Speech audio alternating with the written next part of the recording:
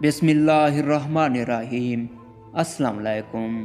ہمارا آج کا موضوع ہے اشفاق احمد مرحوم اور بابا دین محمد کے درمیان سبق آموز گفتگو۔ اشفاق احمد مرحوم کہتے ہیں، میں نے بابا دین محمد کو بہت ہی فخر سے بتایا کہ میرے پاس 2 گاڑیاں ہیں اور بہت اچھا بینک بیلنس ہے۔ اس کے علاوہ میرے بچے اچھے انگریزی سکول میں پڑھ رہے ہیں، عزت شہرت سب کچھ ہے، دنیا کی ہر آسائش ہمارے پاس موجود ہے، اس کے ساتھ ساتھ ذہنی سکون بھی ہے۔ میری یہ بات سننی تھی کہ انہوں نے جواب میں مجھے کہا کہ یہ کرم اس لیے ہوا ہے کہ تو نے اللہ کے بندوں کو ٹھونگے مارنا چھوڑ دیں۔ میں نے جب اس بات کی وضاحت چاہی تو بابا جی نے کہا، اشفاق احمد، میری اماں نے ایک اصیل مرغہ پال رکھا تھا۔ اماں کو اس مرغے سے خصوصی محبت تھی۔ اماں اپنی مٹھی دانوں سے بھر کے مرغے کی چونچ کے نیچے رکھ دیا کرتی تھیں اور مرغہ چونچ جھکاتا اور جھٹ پٹ 2 منٹ میں پیٹ بھر کے مستیوں میں لگ جاتا۔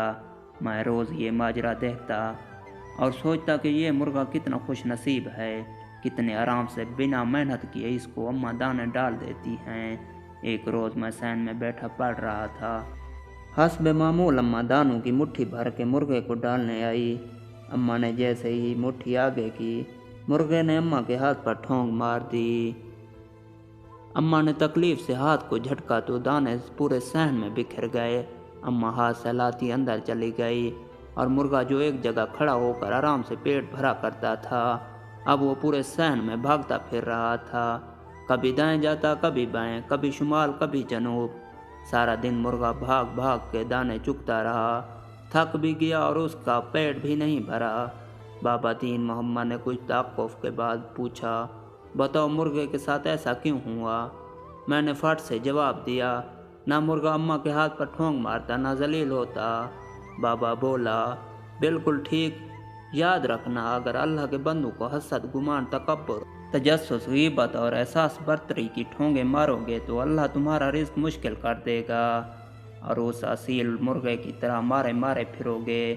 تو نے اللہ کے بندوں کو ٹھونگے مارنا چھوڑی، رب نے تیرا رزق آسان کر دیا۔ بابا عجیب سی ترنگ میں بولا، پیسہ، عزت، شہرت، آسودگی حاصل کرنے اور دکھوں سے نجات کا آسان راستہ سن لے۔ اللہ کے بندوں سے محبت کرنے والا، ان کی تعریف کرنے والا، ان سے مسکرا کے بات کرنے والا اور دوسروں کو معاف کرنے والا کبھی مفلس نہیں رہتا۔ آزما کر دیکھ لو، اب بندوں کی محبت کے ساتھ ساتھ شکر کے آنسو بھی اپنی منزل میں شامل کر لو تو امر ہو جاؤ گے۔